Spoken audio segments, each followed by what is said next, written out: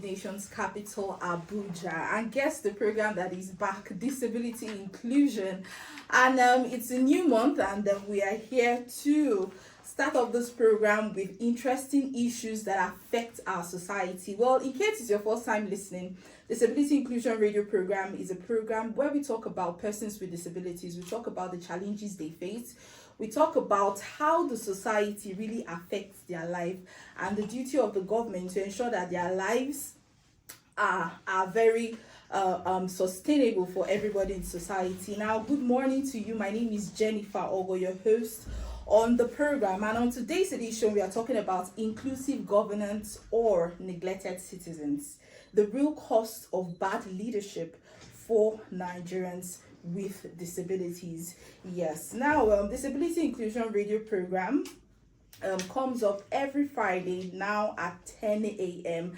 And today's guest, we have the CEO and founder of TAF Africa, Ambassador Jake Epele. Good morning, sir, and good to have you on another new series of the program, Disability Inclusion. Thank you, Jennifer. It's good to be here. Good morning, Nigerians. Yes, and we have our second guest on the program, Mr. John Etim Edet, an organizational development expert. Good evening, good morning, and thanks for joining us on the program today. Good morning, Jennifer. Good morning, listener. Good to be here. Okay, now before we move over to the serious issues now we're going to be talking about on the program, let's let you know what's going on in the disability community. Stay with us. And we're still right here on the program Disability Inclusion. A fantastic morning to you. Friday, yes it is, and the first edition of Disability Inclusion for this year, and we are starting off with inclusive governance or neglected citizens. We're asking that question, the real costs of bad leadership for Nigerians with disabilities. Now, the impact of poor governance and recurrent political instability is deeply felt by all, but for persons with disabilities, it's often devastating. Now, when government fail to plan effectively, deliver essential services, or respond to citizens' needs, the disability community is among the hardest hit. Political crisis, whether in form of leadership tussle or election-related violence or administrative instability, further push persons with disabilities to the margins. Now, during these times, their unique needs are ignored in humanitarian responses, displaced without support, and forgotten in decision-making processes.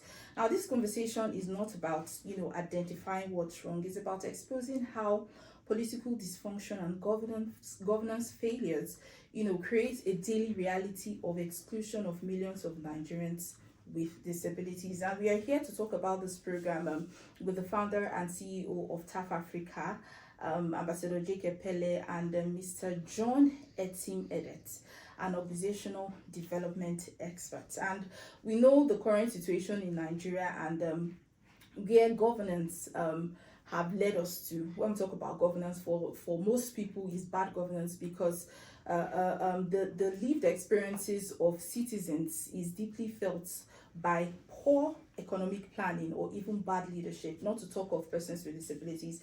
So I'm going to start with the CEO and founder, Ambassador Jake. Welcome to the program once again.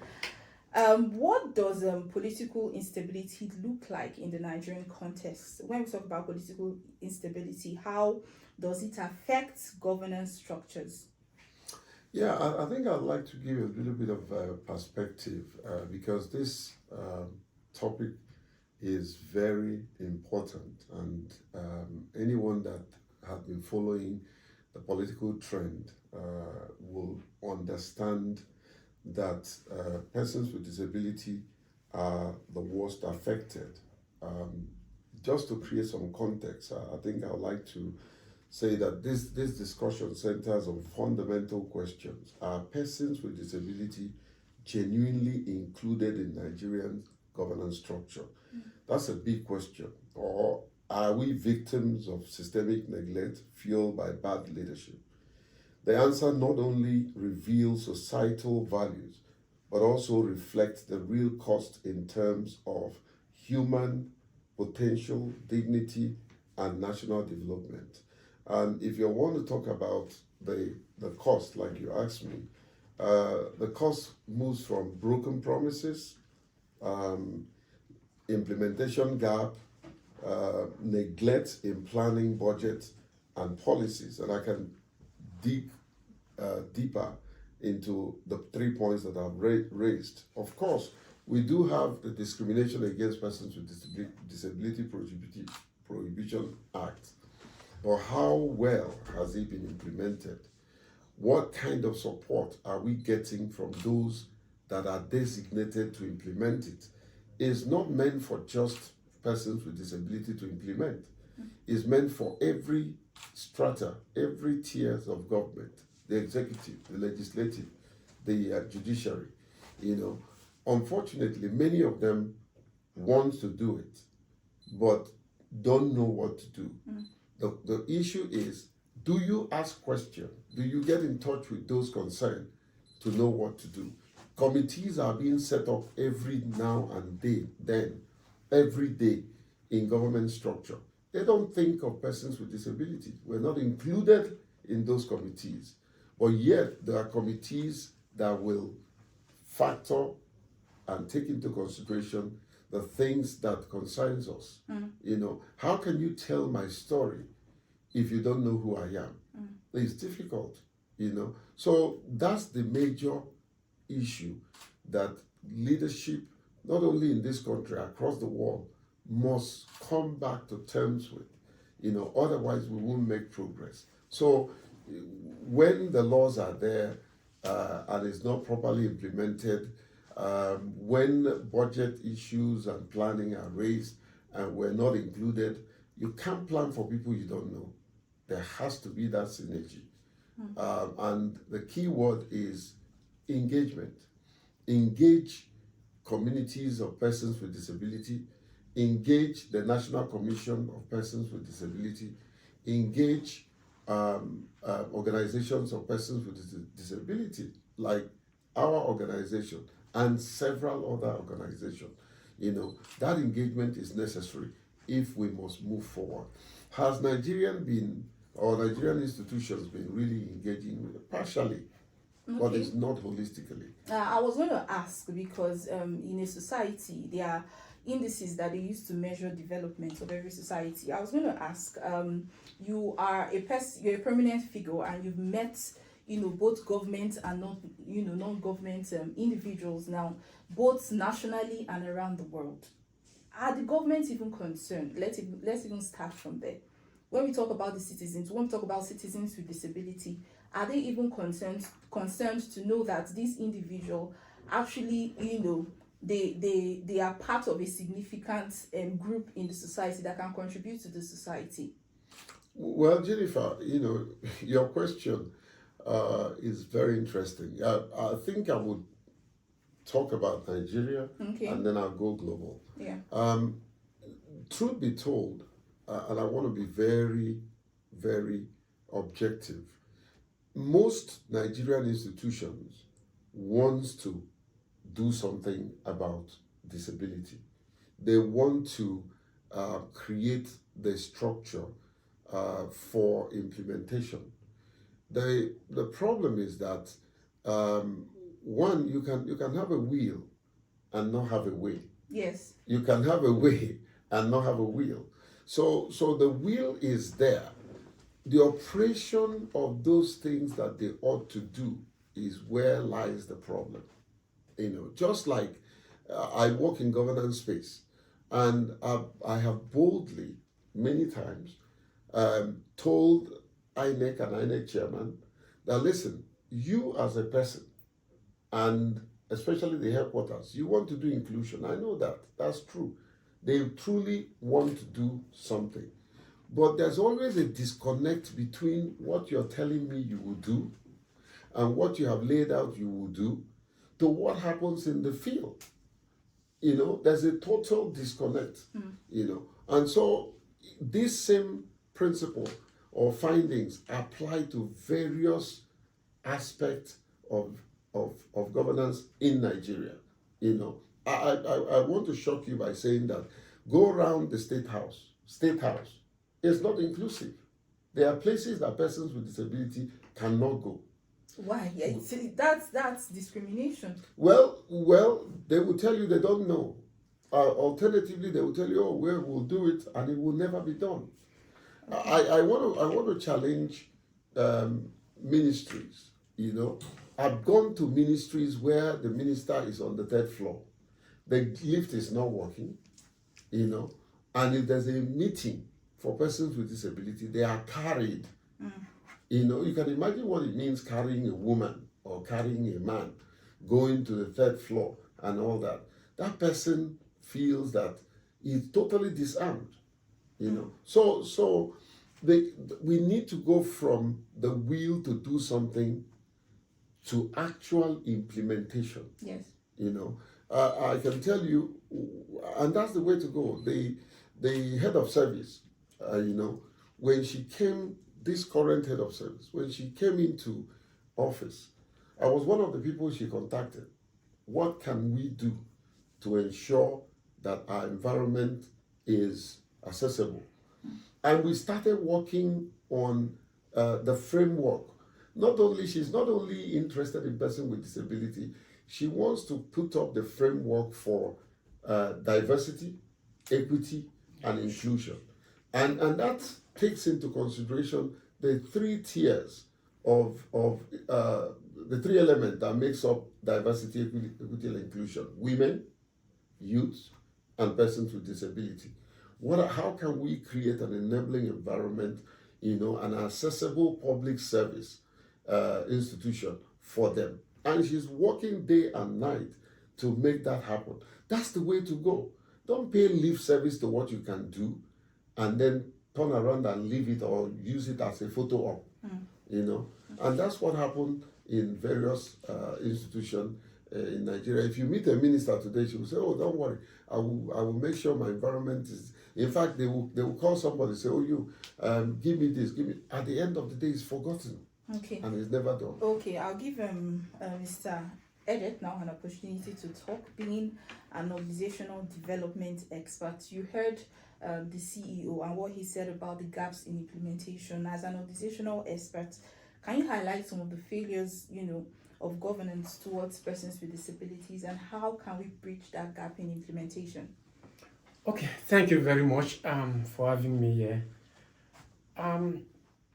The gaps are humongous, are enormous.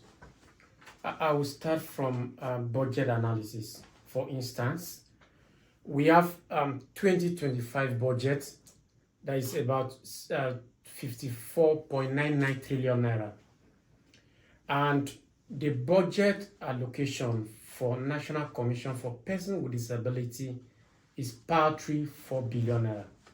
Even when the chairman of the National Commission for Persons with Disability, James Laulu, advocated for a big increment, marginal increment from that 4 billion to 60 billion, nothing has been done. It may interest you to know that persons with disability in Nigeria, about in WHO Global Disability Mapping that was done in 2011, said that 25 million Nigerians are living with disability. And many data from other sources is between 25 and 30. And recently, the chairman of the National Commission for Persons with Disability quoted the figure to be 35.1 million Nigerians living with disability. And if you just oppose that with the population of Nigeria, that is about 236, between 236 and 250 million Nigeria. Now, that constitutes about 15% of Nigerian population. Now, if you have 15% of Nigerian population and the budgetary allocation for that population is 4 billion, that is, if you are taking that out from 54.99 trillion naira, you see with me that it is 0.073%. It's less than 1% for 70%, for 15% of Nigerian population. That is a neglect.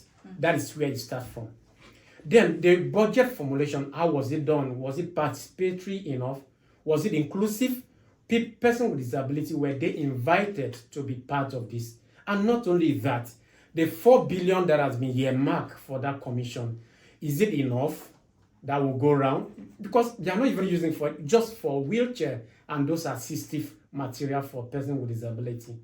So we have to look into that. Then, if you are now coming to education, how much has been budgeted for education? Then within that education, how much is the amount that is budgeted for assistive material for person with disability? I don't want to repeat what Ambassador Jack has said, that even the buildings that we are having, the government building that we are having, is not accessible for person with disability. So what is government doing? What even the data that I'm quoting, there's a data lacuna, there's a data gap. You see me quoting from different sources, but where is the, can you go to National Bureau of Statistics or maybe National Identity, NIMC, or can you go to a particular, maybe INEC, and say, what is the actual figure of person living with disability, disaggregated by age, by sex, or by 21 disability that has been identified. So the gaps are existing, and until the government will, the political will is there, that gap will continue to exist. Okay, the program is still disability inclusion. The phone lines are open for you to, contribute to the program. The numbers are 0915 091 0482 or 0915 091 0483. Now, we've been talking about the challenges now that affect persons with disabilities due to, poor implementation, bad governance, and the rest. Now, let's talk about the issue of leadership and occupying key political positions in the society. Are there enough? Obviously, there are not enough representatives with disabilities in decision-making, arenas. Now, how can this affect, governance in the country? Well, everything rises and falls on leadership.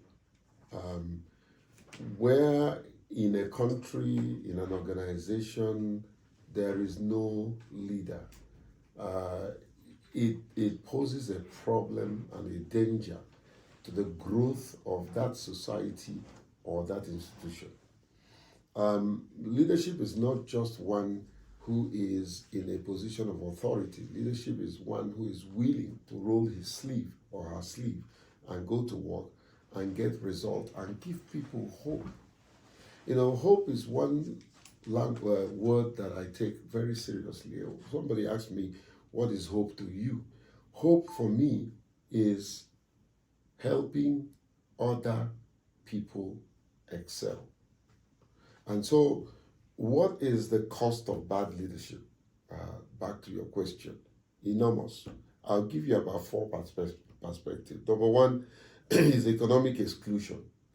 When there are bad leadership in a country, in an institution, it will affect the resources, whether it's money, human capital of that institution or a country. And so a window for people to get into abysmal poverty.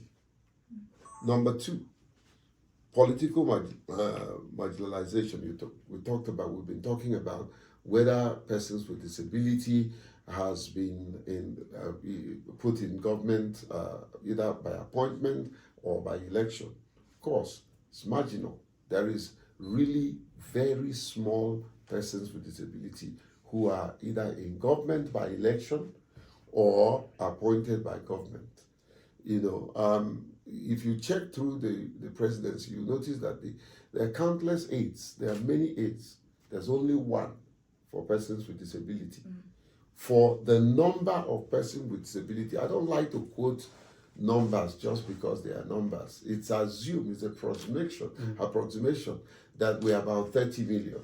Okay, nobody has accurate data. Not even UNICEF that quoted about 25 million. Nobody has accurate. It's postulation. Okay, so that said, sorry, it's important to underscore the fact that if we are not given a chance to participate in leadership, it will create more gap and create more problem than ever. I'll give you one instance. My very good friend, Professor Yole, Oyedele, I keep calling him Oyewele, who crafted the tax bill, you know. Now, this is important, Jennifer. This gentleman, the moment I approached him and he knew that not much was done to include persons with disability, he quickly called through our organization for a town hall meeting. And we sat together, persons with disability, we developed a recommendation. Not only did he carry that recommendation to the National Assembly, we have transmitted to his office, and I can guarantee you it has influenced some portion of that bill, just to accommodate persons with disability. So what am I trying to say? Engagement is necessary. If you don't engage, you don't know. If you don't engage, you cannot bring solution. If you don't talk to me and know that it takes just 10 minutes for me to burn in the sun, you will keep promoting sun smart sun exposure other than sun smart. You understand? So there are many things we can talk about. Now, healthcare neglect is another area I want to zero in. Access to health for persons with disability is almost non-existent. Where they are is sporadic. You go to NHIS also. They will tell you, oh, they actually have a huge budget for the marginalized group. That budget is never touched, or it goes into somebody's pocket. You know, so there are issues, and I was happy when the current minister was appointed, and I thought that we will have some measure of hope. You know, I even wrote to his office to see him. He directed it to a director, and that's not right. And that meeting never held. Okay. So what can we say about the level of synergy now? You know, between OPDs, organizations of persons with disabilities, because TAF Africa is very popular and they are doing a lot. I don't know. But to I don't know about popularity. extend what they are doing to other like-minded organizations is, I think there might be a little gap. What's the level of synergy? Well, I think everyone should borrow a leaf from a couple of institutions that have taken it upon themselves to invite me for a meeting.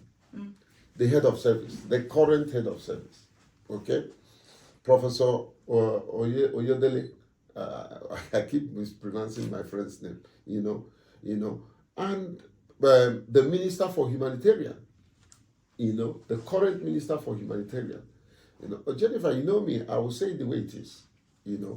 These people have shown absolute commitment with intentionality.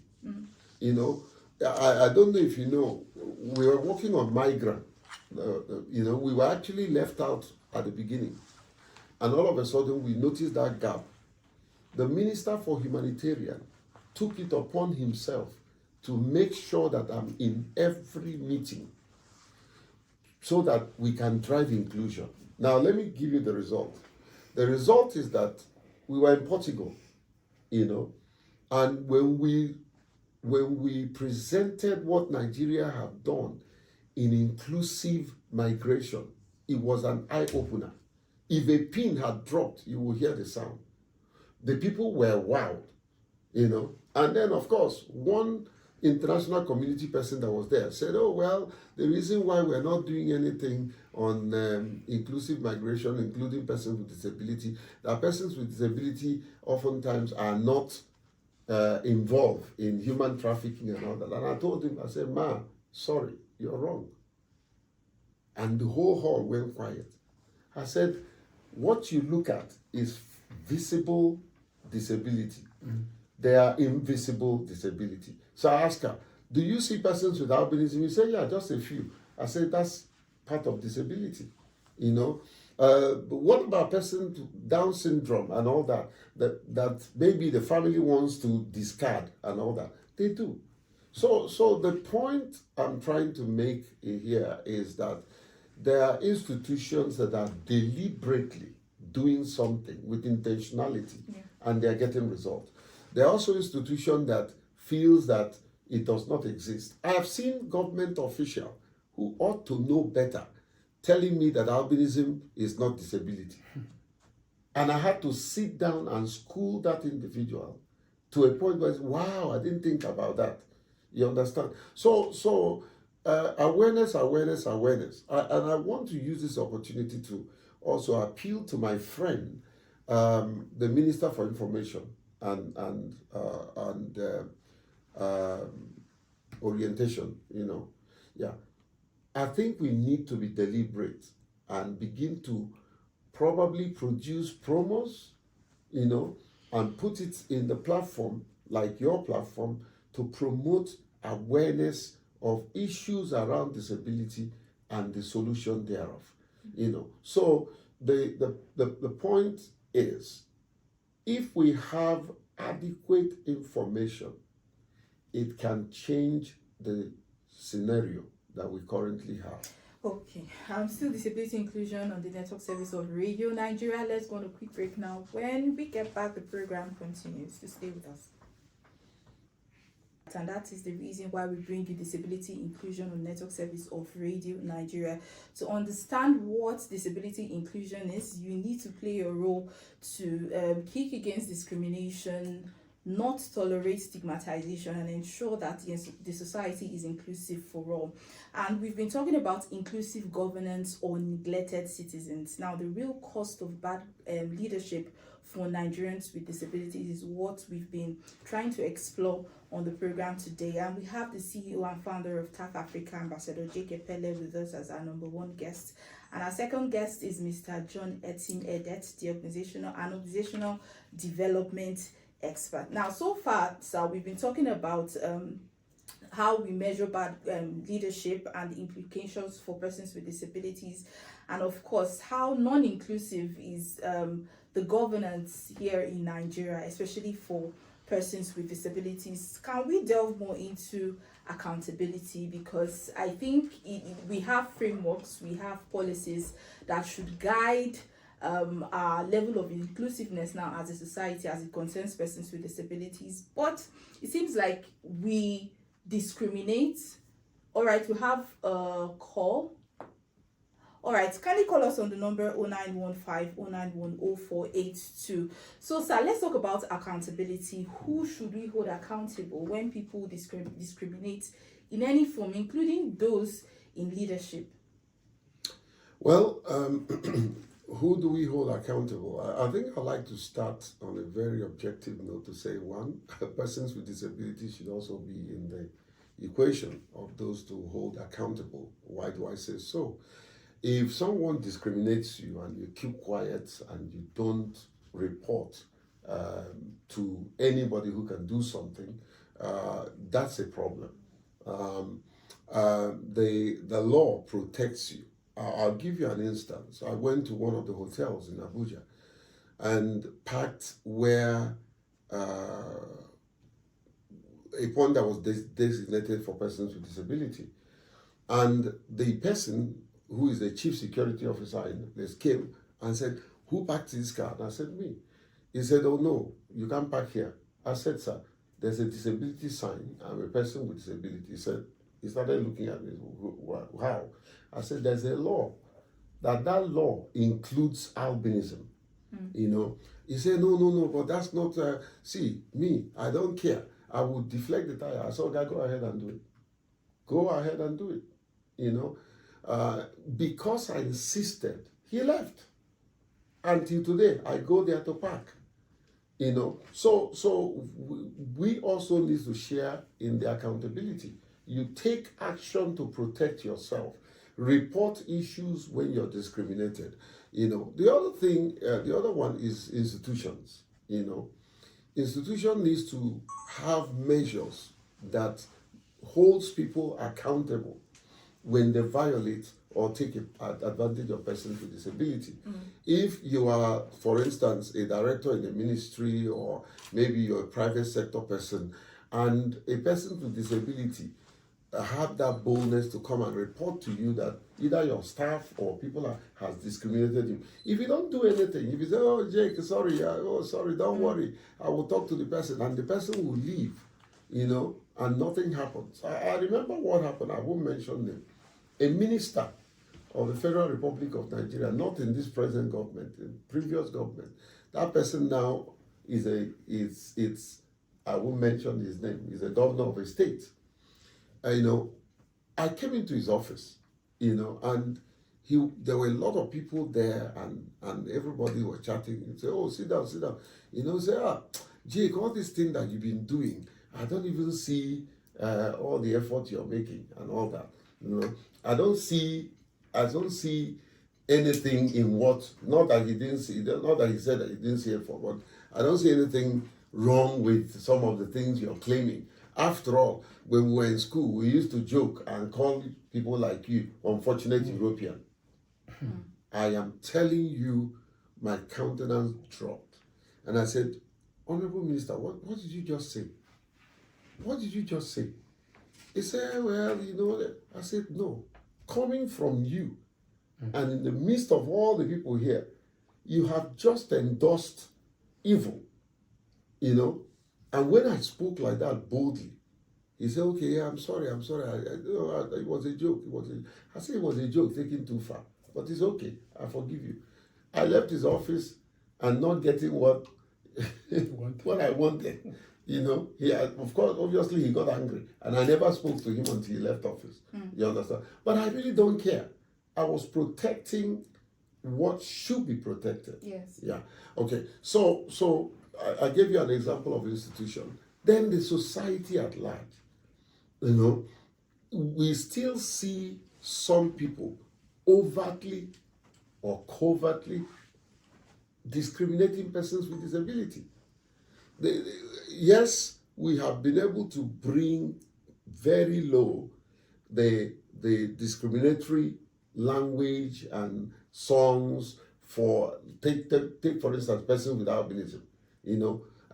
Before, when I was growing up, on the street of Aba, Port Harcourt, Enugu, children will be singing Oyibo Pepe. If you eat the pepe, you will yellow mama. And their parents, wait a minute, and their parents following them will be laughing. And you can imagine what that, I'm not saying at home, in the street, following you. And so even if you want to fight, how many of those children will you fight? Their parents is there laughing, making jest and fun of what hurts an individual.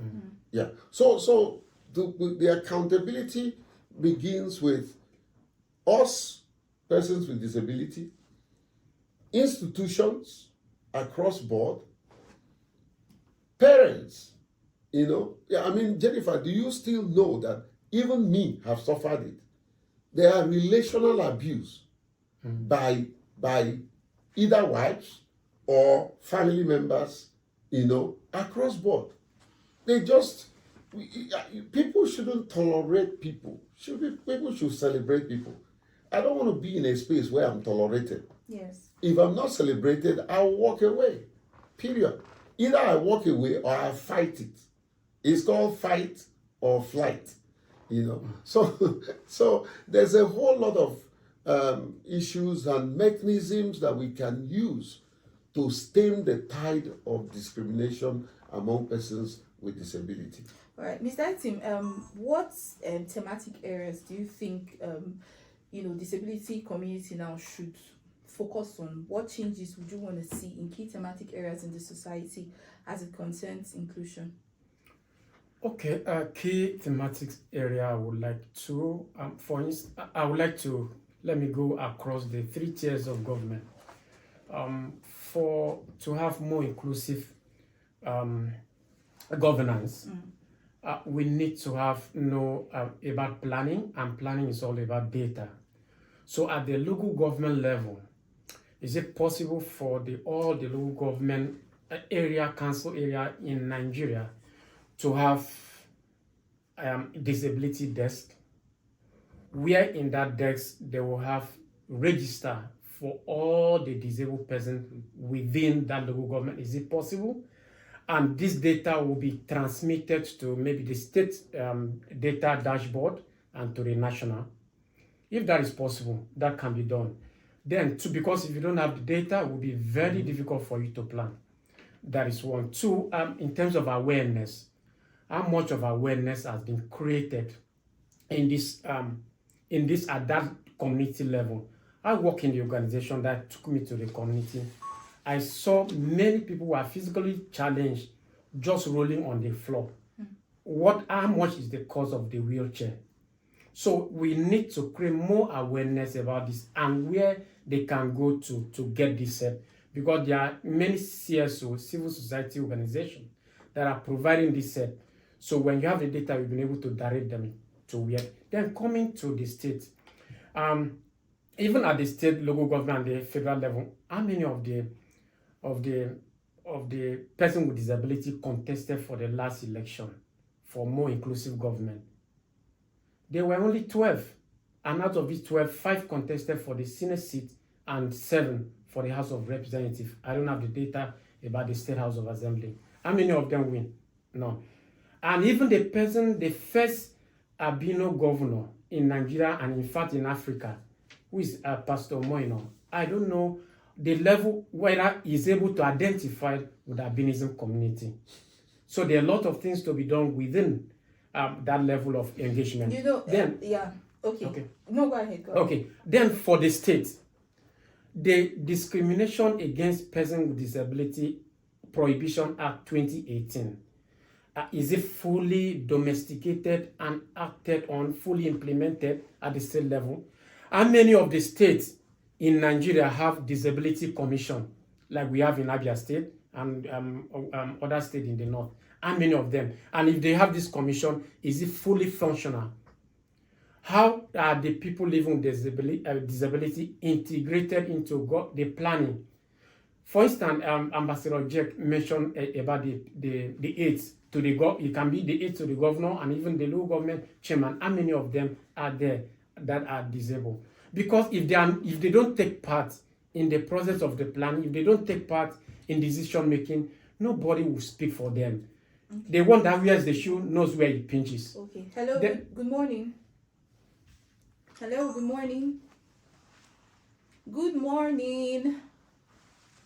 Oh, I kindly call us back on the number 0915-091-0482 or 0915-091-0483. We are actually getting to our destination now in the program. About 10 minutes left. I would really like us, because it's not about sugarcoating the issue. Let's say the issue as it is. We are Nigerians, and I've been opportunity to really work closely with persons with disabilities. I would want Ambassador Jake to really talk about what I'm about to say, which is the level of competence now in terms of, putting persons with disabilities at key leadership positions in the country. We know in Nigeria it's not by merit, it's not by competence, it's by who you know. So what can you say about that? How is it affecting the level of implementation of, the Disability Act? Well, Jennifer, persons with disability have been making effort to get into elective office or appointive office. There's no doubt about that. But it's difficult. It's difficult because the political parties don't have structures that accommodate them. Mm-hmm. And oftentimes the political parties feel that they are not a good candidate to fill, and so that leaves us with a choice of affirmative action. And currently there is a push for us to have at least 6 seats designated, I think, in the House of Representatives, covering that person representing each zone. But that's a far cry from the number of persons with disability that you have, And so, for me, if the political parties can look into their structure and ensure that structure is inclusive of persons with disability, if they can accommodate persons with disability, some of them can't afford the high cost of buying form. Many of them try, a bit of them, some of them that are popular, they will get to a point where they will contest, they will tell them to step down. We saw that happen in Ondo. That guy was actually second, eventually. So these are some of the problems. And I think because of constraint of time, there are 3 things I want to say as we round up. Okay, I call it call to action. You know, for the citizens, persons with disability, you need to demand accountability from our leaders. Ask about budget, the progress, and the policies that affect persons with disability. Number three, the government. Go beyond policies. Ensure representation, accountability, and full inclusion. Now, another area that is of interest to us is the media and the CSOs. They must highlight the voices of persons with disability, amplify their lived reality, not just as victims, but as change makers. So this is my last point. Yes. Well noted. Now let's look at what to know about the 2018 Disability Act. What does the Disability Act say about participation in politics? Section 30 of the Discrimination Against Persons with Disabilities Prohibition Act 2018 encourages persons with disabilities to fully participate in politics and public life. Now, the government is also mandated to promote an environment where persons with disabilities can engage in public affairs in non-governmental organizations, associations, and in the administration of political parties. Next is our Star of the Week.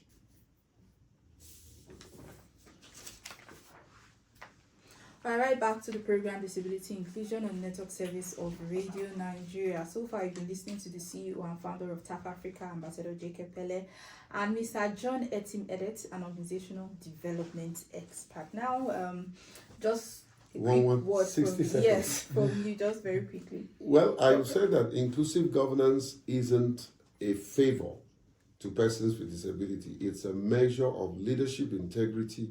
When leaders exclude the nation, when leaders exclude, the nation loses. When we include, we all thrive. That's my parting word. Okay. To the leaders, you were elected not to support only the powerful, but to uplift the marginalized good people. The person with disability, they are not begging for sympathy. What they are requesting for is justice, access in the society, so that they can thrive. Thank you. Thank you. That sums it up. And that's all we have for you today on the program. Disability Inclusion. This program is audience participatory. Kindly send the WhatsApp message only to the number 0703 112 23. Our guests, as I've introduced them, the CEO and founder of TAF Africa and an organizational development expert, Ambassador Jacob Pele and Mr. John Etim Edet, respectively. To the engineers on duty, thank you so much. And they've been Hassan, Usman, and Christiana Ankali. The studio manager has been Uche Enebeli and Joshua Floyd. This program is brought to you by TAF Africa, funded by the European Union through its support to democratic governance in Nigeria program. Many thanks to the producer, Lucky Omonua. Till next time, my name is Jennifer Ogor. Bye for now.